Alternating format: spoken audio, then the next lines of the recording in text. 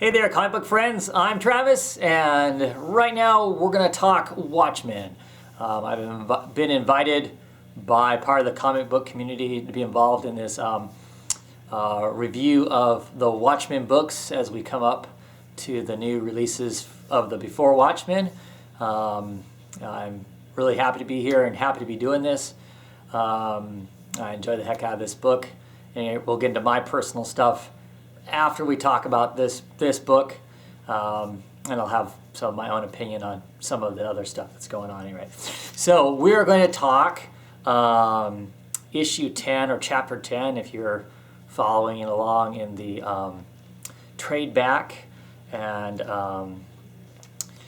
the title of this chapter is Two Riders Were Approaching, and this is my issue of the single right here, issue 10, put out in July of 1987. On this cover, it's the radar screen. You take a close look at it, it's also the smiley face that runs throughout the whole book in places. There's the smile, your eyes, at any rate. As we are set on DEFCON 2, between the United States and the Soviet bloc, is where we start this issue out.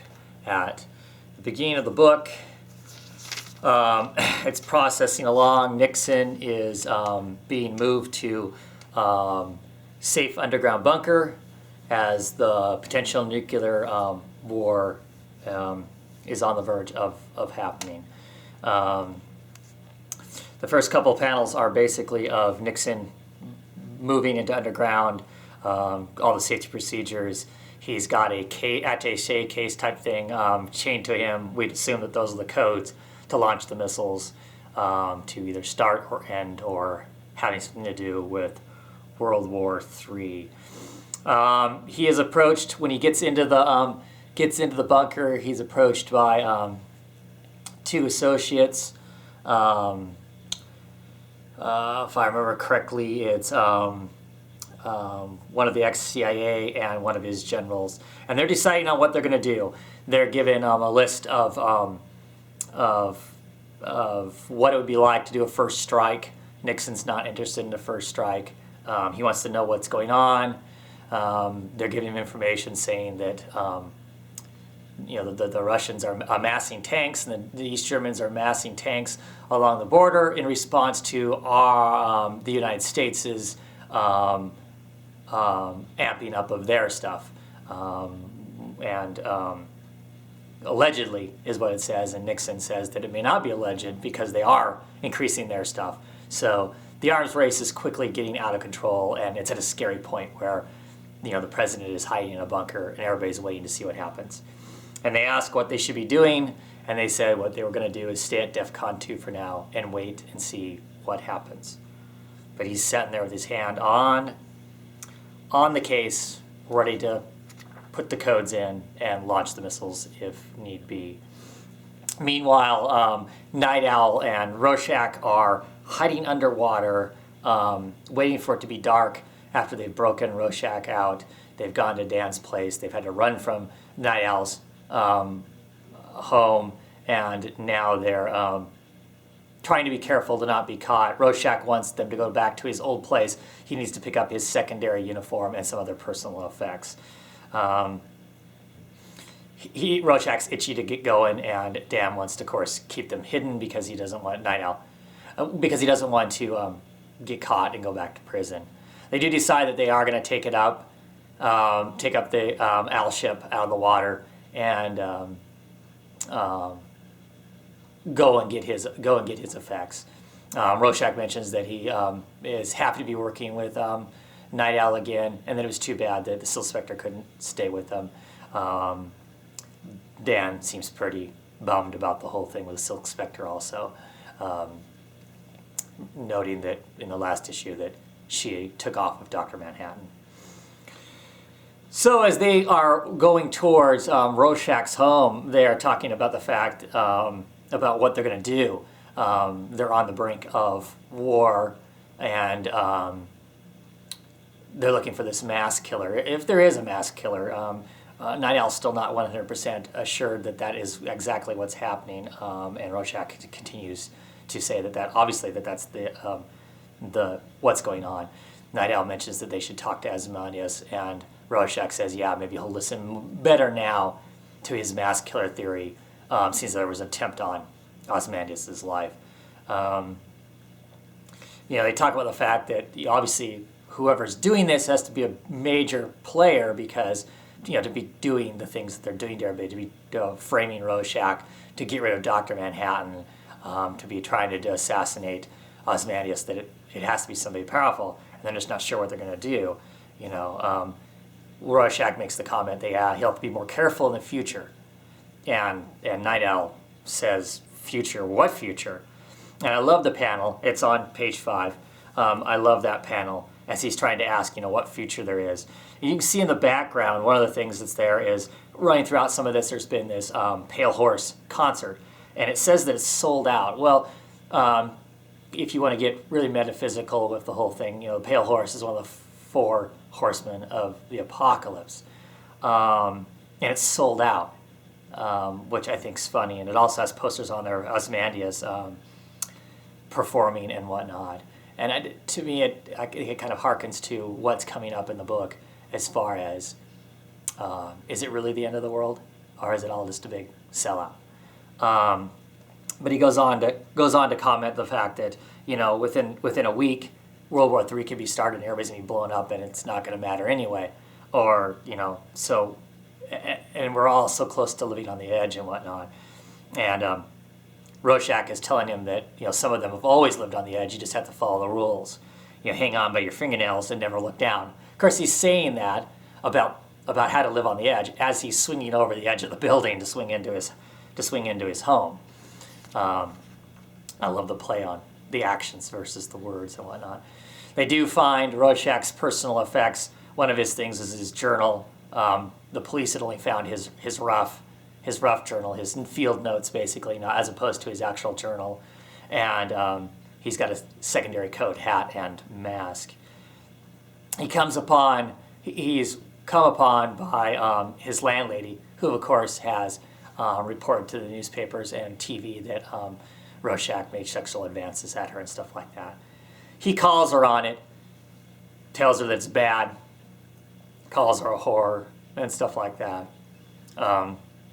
You think he might be going to exact some revenge in the typical Rorschach fashion. But she pleads that she was quoted wrong and did not say that stuff and did not hurt her in front of the children and whatnot. He looks at the kids, has somewhat of a sad face, one of the few times we actually see him with a sad face, I think. And he says, I got what I came for. Let's get out of here. And he leaves her. I think it's one of the few times that Rorschach probably ever shows mercy. Since the whole incident with the dog, since he determines that, humans can be scum and the scum should just be taken care of. So that was interesting there that maybe he can see himself in those kids and doesn't want to experience the same stuff. Doesn't want those kids to experience the same stuff as him. So it is a moment of him still having some humanity left amongst the crazy, sociopath that he really is. Then it cuts to Ozymandias' Antarctic getaway, where he shows up and his servants have set things up for him to observe all these news stations and TV stations and whatnot. And they're discussing the fact that they're the only ones that were there that set this whole thing up for him and whatnot. And his genetically bred cat is there with him. He's talking about the fact how he wants the TV set on these certain channels and to cycle through channels every so often. And while he's talking about all this stuff, he's unrobing from normal civilian clothes and dressing up in his Ozymandias clothes, which I think is interesting that he seems more comfortable or more functioning as dressed in this costume of his. He starts looking over all the channels. There's hundreds of channels in front of him. And he starts talking about different investments that he wants to make. He reads subtext into a lot of these things about the sexualization of so much of the television, even the candy ads are more sexualized and whatnot. And his servants are confused as to what they should be investing in because they've never really invested in military stuff before, because that's what Ozymandias is saying, is that he sees war coming. And he says, no, that's, what they really should be investing in is like adult entertainment for the short term. And long term, they should be investing in maternity clothes and baby food. Well, what does he know that we don't know? That he would be investing, if World War III, this massive nuclear attack, which we all assume, if it were to happen, would destroy basically everything, everywhere. Why would he be talking about investing long term in baby maternity stuff? So obviously, this is our first hints that he really knows something, or at least I think he knows something that's going on. They decide to leave him alone because he works best left alone. He said that's right, all alone, just me and the world, as he's watching all of these screens. He's got a recorder there that he talks into, as he's going to record exactly what he sees going on and whatnot, because he is an amazing individual with an amazing intellect. And that's how he's made his success the way he has and whatnot. Then it goes back to Rorschach and Night Owl. They're still in the owl ship. They're underwater and whatnot. And this is for some of the other correlations and between what's going on currently and what's going on in the pirate book, I think are really interesting, some of the lines that are in here. And I'm going to read some of those lines. Starts out at the top of the panel on page 9 is Rorschach is saying, I hate this. All day on the riverbed, drowned corpses would be more useful. And I just love that. The drowned corpses could be more useful. Of course, in our pirate story, what's our hero, or at least our protagonist on? He's on a raft of drowned corpses. Drowned corpses would be more useful. Anyway, Night Owl's telling him that he's working hard. He's doing computer searches, trying to see where the correlations are, and that he's getting frustrated, that it's not no picnic for him. Rorschach's, what, are you implying something? Perhaps the coat is old and musty. I apologize. We can't all be fastidious, can't all keep our hands clean. And Night Owl's getting frustrated. It's like, look, I just meant that we took enough unnecessary risks retrieving your outfit this morning. And Rorschach is saying that it's not unnecessary, that he needs that outfit to make the, to put the fear in people and whatnot. And they shouldn't be cowering under the pollution, searching screens for unnecessary names. They should, give him the pinky on a man's hand, and he'll produce more information than a computer. The computer is what's unnecessary. And he dons his mask again, and Night Owl's calling him on his bullshit, saying, it's bullshit. You need the darkness just as much as I need the darkness before we can go up and take a look around. And that these patterns in the data, they might be able to find what's going on. It's not all making sense yet. The comedian mentioning the island, plot against John. His computer suggests that John could have been set up, possibly by the company his victim's working for. And he keeps saying that we should go to the underworld. We should go to the underworld and get the answers, what Rorschach keeps saying. And Dan's like, well, I thought that's what I was doing by using his computer. At any rate, the banter between them continues as they're moving along under the ocean floors. He continues to insist that there's obviously a mass killer, and Dan keeps saying that he doesn't think there necessarily is a mass killer, that maybe they, maybe the comedian learned about the island by accident. Maybe the larger scheme was to get rid of John. Maybe that was the original scheme. That against John comes first, and that the comedian was only killed because he discovered that plot. And that maybe Morlock's house was bugged, and that's how come they know as much as they do, and they set up Rorschach that way. Problem is that doesn't explain what the attack on Ozymandias had to do with and whatnot. So they discuss back and forth a while longer, and Rorschach implies that they're just lazing around under the water. This makes Night Owl mad. He rants at him a bit about the fact that basically, who the hell do you think you are? You're basically living off of all of us.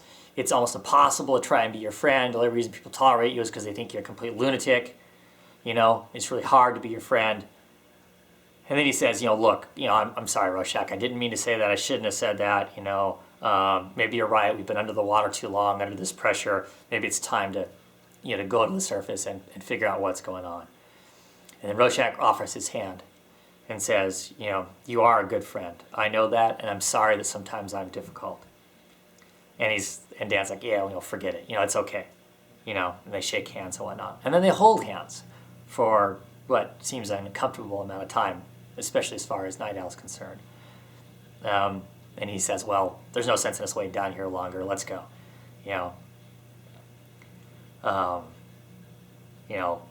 We're going to do our Owl Rorschach team up. It's going to be a reunion. They're going to go up and they're going to beat up on some bad guys, and that sounds like a pretty good idea. Better than sitting down in the water stewing about conspiracy theory stuff. So then we go into the first page at page 12 is all our pirate comic book. He's made it to shore. He's further deranged. He's often hiding. Two people show up. He thinks that they must be lovers and they must be in cahoots with the pirates, because how else would they be coming from the town and not be running or screaming, because obviously the pirates have taken over the town and whatnot. So he's in hiding until they find his raft. When they find his raft, of course, they scream out because it's a horrific scene of this tied together corpses and the shark and all that. He proceeds to kill the man, crushes his head with a skull. Crushes his skull with a rock, I'm sorry. And then slowly strangles the life out of the woman that's there so he can stay in hiding. It takes a long time to throttle her. We get into page 13, which is the second page. It has some of the pirate, some of the story of the pirate on it, but also has some of the conversation that goes on. And the combination of the two are really great together. And there's also somewhat of a recurring theme of the two riders. Two riders came, found the raft. We get to the first panel of the modern time with the pirate stuff going on. There's two riders on bicycles that are coming up to the newsstand. The newsstand man is saying, I didn't expect this to take so long. Didn't expect this waiting. Look, everybody's scared. They'll drop it tonight, gathering on the corners looking for trouble. While he's saying that, our pirate comic is saying, at death's approach, all creatures discover an aptitude for violence. And then you can see, as the kid is reading the comic book, it's an ad on the back of the comic book, and it's the vet it method. I will give you the bodies beyond your wildest dreams. The correlation of those three things together I think is interesting. As he's throttling this woman, still choking her out, flailing, scratching, she was a briar rose in the wind. The wind dropped. Her thrashing became weaker. The horses watched, understanding only a little. And then the guy at the newsstand is saying, it's like it's too big to take in, but people know something bad is happening. People know something is coming. Ask me, it's doomsday, like in the book of Revelations. Tanks in East Germany, there's no mistaking it. The news man is standing. When death was assured, resignation lent in her eyes a certain level of maturity. So at any rate, he chokes this person out, and the newsstand man is still talking about how it's just going to happen. The end of the world is going to happen any day. The two men on the bicycle pull up, and they ask to buy a Gazette. And of course, sure, that's what he's there for. He sells the Gazette. Then the two men with the bicycle try to give the newsstand man one of their pamphlets. They're like Jehovah's Witnesses, or I don't know, they're Jehovah's Witnesses. There's something along those lines. I don't know how many of you people are familiar with that. Around here, Tuesdays or something like that, they tend to come around and want to give people in the neighborhood their propaganda and give us the message of God in their eyes and what we should be doing and stuff like that. The news, and they say about, hey, have you noticed that a lot of people are thinking this is the end? Have you felt that? Have you felt that? And the guy's like, the newsstand guy suddenly is really irritated. He's like, what? No, the world's not coming to an end. That's crazy. After he was just talking about how the world was coming to an end. But of course, he's going to deny it to these two guys. Wants nothing to do with their pamphlet. They're like, oh, okay, well, never mind. They get on their bikes and they ride away. And of course, you're still reading in the newspapers that the tanks are amassing. This whole horrific war is coming. In our pirate story, the man has come up with an idea to sneak into town and wreak his revenge. And to do that, he's going to fake like he's these two lovers that he supposedly killed. He's going to put the woman back on her horse, tie her to the horse, and he's going to get on, and they're going to sneak back into town and wreak his revenge upon everybody. So now they are the two riders riding into town. Then it cuts to a panel in, we're assuming a bar or something like that. Rorschach has stepped into the bar, already punched somebody in the face. Everybody's like, oh crap. He's like, hey, I missed y'all while I was in prison, but I'm back. And he puts out this big long line about how, in fact, somebody knows what's happening. Somebody has all the answers. Look, you can either tell me or you can surrender the name without torture if you want to.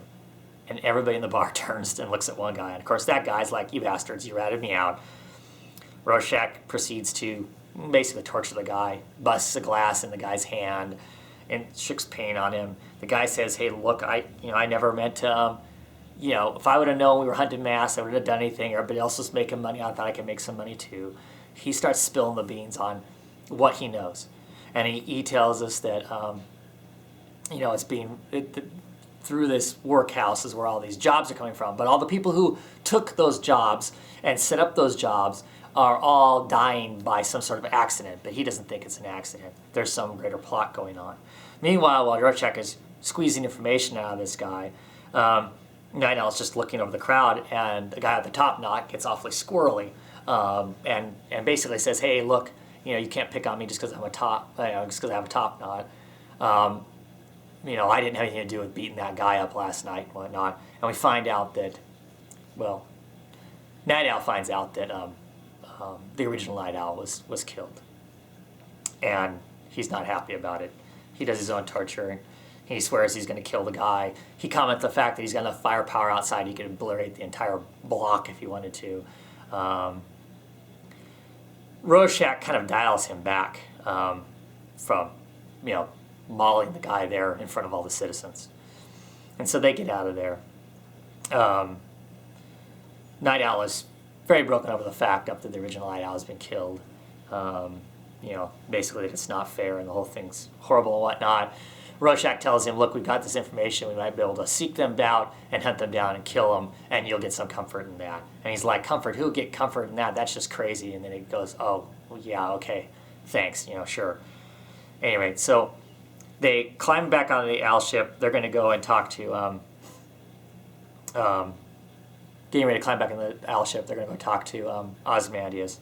And he makes the comment, Al makes the comment, I can't believe he's dead. I remember Adrian once telling me that Egyptians regard death as a voyage. And Rorschach kind of snorts, nice idea if you can afford to go first class with the pharaohs. But judging by our departures, most of us travel sternage, which basically none of these guys are passing in a very pleasant way. Then we get a panel with a boat out by the island we've been getting bits and pieces of. And it's two people are talking about the fact that, yay, they're finally done. They're on the boat. They're going to get off this island that they've been on for such a long time. They're all partying and celebrating. They make some comments about the fact that they're being paid well enough to vanish and forget their cares. This movie, it involved extraordinary secrecy. And one of them saying, yeah, it's because we heard from a genetic guy that it sounds like they used a real human brain for some of their special effects and whatnot. Probably legal, but who cares? I'm content to be either a rich missing person and finally get off that island. Like your shipwrecked voyage, did he escape his island? Talking about the pirate comic. Well, yes, but hey, feel that? We're moving, and the ship starts to take off from the island. And these two people who are talking are getting a little frisky, in celebrating the fact that they're gone, they're off this island, they're going to party and whatnot. They turn on a light to see what they're doing. The woman is getting impatient because she knows more ship crew is going to come and wreck their thing and whatnot. But something's digging into the guy's arm. He wants to know what it is. There's a picture where we can see an artistic drawing of some weird-looking creature thing. And then as they're getting ready to make love, the guy is saying there's something here, wires and stuff like that. He pushes it aside, and it's obviously a bomb. It says that's TNT and explosives. And the man gets a weird look on his face. And she's saying, what's wrong? Why do you look so pale? And he says, nothing, love. Nothing's wrong. Hold me. And then the next panel is the ship being completely obliterated. And as the panel's cast back and the moon's going down, bits and pieces of the ship are flying all over the place from the explosion. And then that picture washes up on the island of some strange-looking creature. Then finally, we're at Night Owl and Rorschach have broken into Ozymandias' business office. He's not there. They're looking around, trying to find something. They find his address book, his date book, and it says November 1st, 4:30 a.m., leave for Karnak. And that's basically what time it is now. And they're wondering what's next. They're talking over the delivery company, and they need to figure out who's behind the delivery company that set up the murder and whatnot, and the hit. And they're looking at some charts. And as they're looking at charts, and Rorschach is talking about the charts and talking about how complicated this whole thing could be and whatnot. Night Owl's looking at a pyramid that's sitting on a desk, and Rorschach's saying we need direction to the people behind the pyramid. Indications of where to start. He's mumbling. Rorschach's still wondering. Rorschach's talking out loud, wondering, and Night Owl has set himself down at a computer, and the computer is asking for a password. Request access to the pyramid deliveries.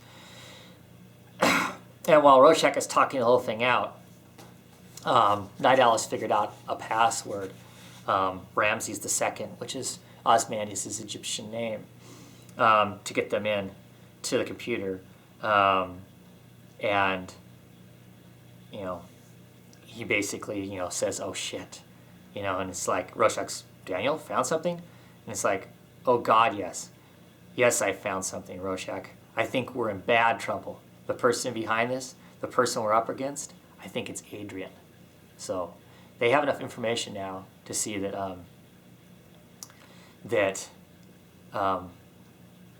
Ozymandias is potentially the person that's behind what's going on. All this Egyptian stuff, I thought I'd check out the pyramid deliveries on his computer. As password, I tried Ramses II, the Egyptian name for Ozymandias. He runs it, Rorschach. He runs the pyramid deliveries, the dimensional developments, the whole show. And Rorschach's saying, but that was a target. I know, it's crazy, I don't believe it, but perhaps we should find Adrian fast. Karnak, Ramses built a gigantic hall there, a monument. Karnak must be Vedet's Arctic retreat. Better grab those papers from his desk. It's a long journey, and they'll be better reading than the life jacket instructions. So it shows them picking up all the stuff as the owl ship's flying up, and they're going to leave. Rorschach puts in his final journal entry on November 1st, 1985. Basically, it's writing about the fact about what's happened and what they're about to meet. The fact that most likely they won't survive this meeting with Ozymandias. Ozymandias is far more skilled a fighter than they are. He puts his last journal entry in.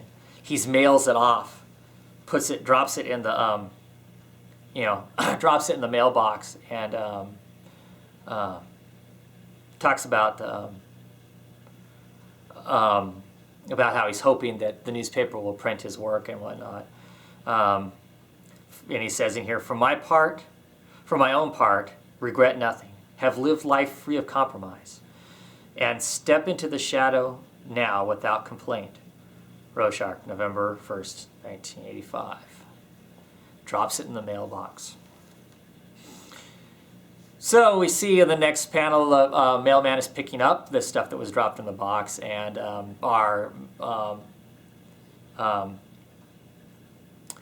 newsstand man is still talking about the fact that it's not fair what's happening. Maybe everything's gone crazy. Maybe they should have kept those masked guys around. They might have been able to help out and whatnot. There's some more great lines, in here, like the newspaper man is saying, all this craziness going down, the ordinary guy got no protection, like a turtle with no shell. He's all washed up. And of course he's saying that. It shows a picture from the pirate comic book of the man that head was caved in, washing up on the shore. And it's saying, abandoning the naked moneylender to the cold surf, I lead the horses from the beach. And in the comic, he's riding towards Davistown. And like I said, the newsman is talking about how the masked people might have been able to protect them all. He sells the mailman a newspaper. There's more correlation between the pirate comic and what's actually going on. They kind of juxtapose each other. When one thing's saying one thing, it's showing the picture from the other. Look in there. I won't read them all off here. You'll be here forever. Once again, showing the two riders riding as they ride towards Davidtown.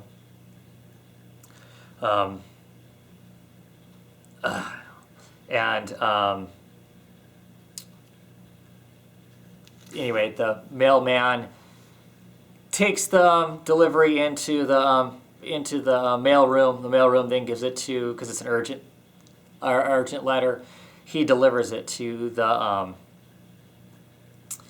newspaper, Pioneer Publishing Incorporated, who is the people who published the magazine that newspaper that Rorschach reads all the time. They bring it in. The newsman wants some good stories to hurry up because the end of the world is coming, and right now they've got his crap to be on the paper. They're looking through the mail, and a young news editor person is saying, this first one's some journal. And he opens the journal up and reads out of it. Dead dog in alley this morning. Tire tread on burst stomach. And the guy's like saying, "Oh, just throw that in the crank file. We don't need that kind of crap. We're on the verge of World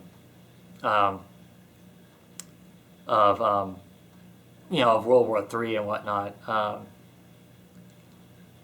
And he wants some better stuff and whatnot. So Rorschach's journal gets dumped on this giant pile of all the other crazy letters that they get and whatnot. As a panel of the owl ship flying over some white puffy clouds. The owl ship's having problems flying in. They're flying too low because the engines are freezing up and whatnot. They end up crash landing out in the snow away from the where they need to go. But they decide that that's okay because then they can go on foot and sneak into the place. That might be best. They're within a few miles. They get dressed up and they get out their old some old bikes that they used to have, some kind of jet propelled bikes.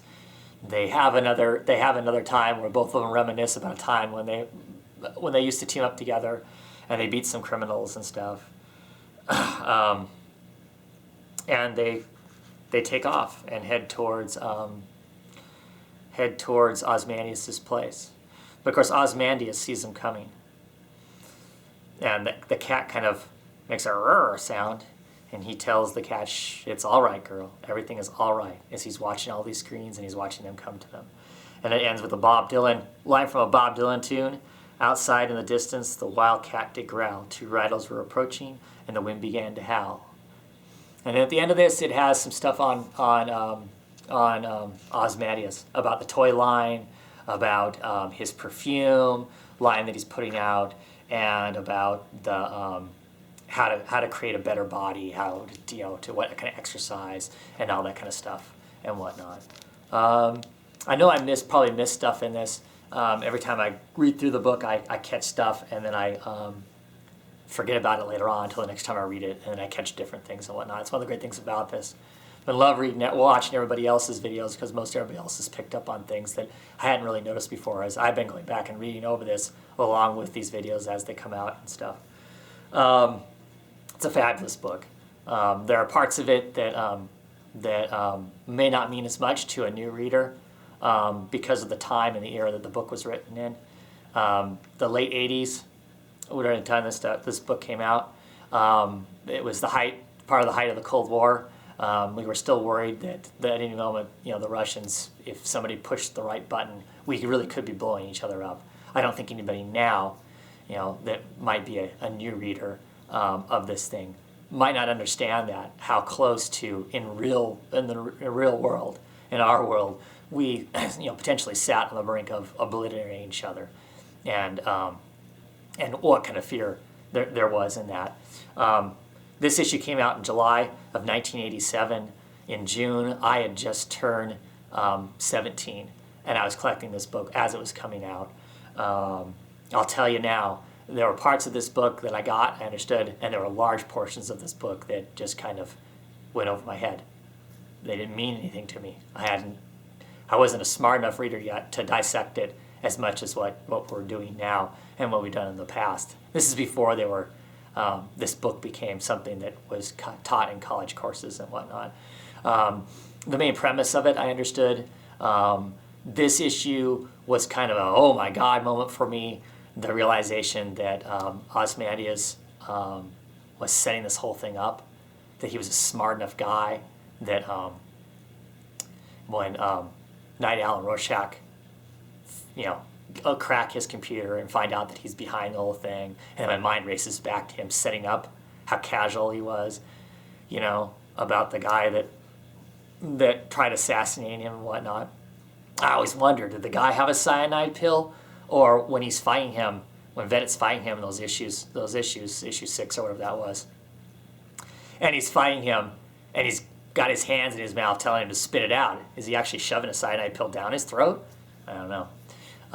Some of the stuff that always makes you wonder. And in this issue in particular, as I was reading it, we got to that point, and I was like, whoa, and then I flipped back to where he's sitting there, and he's making these predictions about what kind of stock they should be buying and what they should be investing in. I'm like, dang, this guy has a plan. He has a plan. He's behind this, dying for the next issues to come out to figure out what this was. See how this is all going to work out in the end. How are these two heroes that were out there in the cold going to deal with this guy who's supposed to be this perfect specimen, kind of a thing. It was going to be interesting. And Night Owl without his ship, I figured his ship would be the power point there. Love this book. I love this book as a kid. I've read it many times, since then. I have to admit, the last time I actually read through the entire thing before this reviews were going on was right before the Watchmen movie. I decided I wanted to read it again, so I knew what happened in the book, so the movie didn't cloud anything for me and whatnot. Anyway, that's my take on this issue. Like I said, I'm sure more people can pull out more things on it than what I did. I didn't want the video to go incredibly long, but there's lots of little stuff. I mean, to some degree, you could dissect almost every panel's got stuff in it. For me in this issue, one of the big things is that the correlation between what's happening in the pirate comic and what's happening in the real world, and how the comments from the real world and the comments from the pirate comic kind of match up or talk to each other and stuff. How often in this issue we see two people together, riding in a vehicle, or riding on bicycles, or riding on horse, or traveling on their objects or whatever that are through there. I think it's funny, the Pale Horse concert, and it's it being sold out. So the whole, as you will see as people review coming up, the whole apocalypse and how it's all sold out. Another thing that blew my mind when reading this as a kid at 17 was them blowing up the people who helped create the whole thing. How they're getting rid of everybody, of course, that has any strings attached to what's coming. Anyway, that's it. Hope you enjoyed it. Hope it stands up to some of the other great reviews that have been done on this. I feel very honored to have been picked to talk about this and whatnot. I hope there's more down the road. I hope they're going to do some more. I've really enjoyed it and really enjoying watching everybody else's. At any rate, have a good one.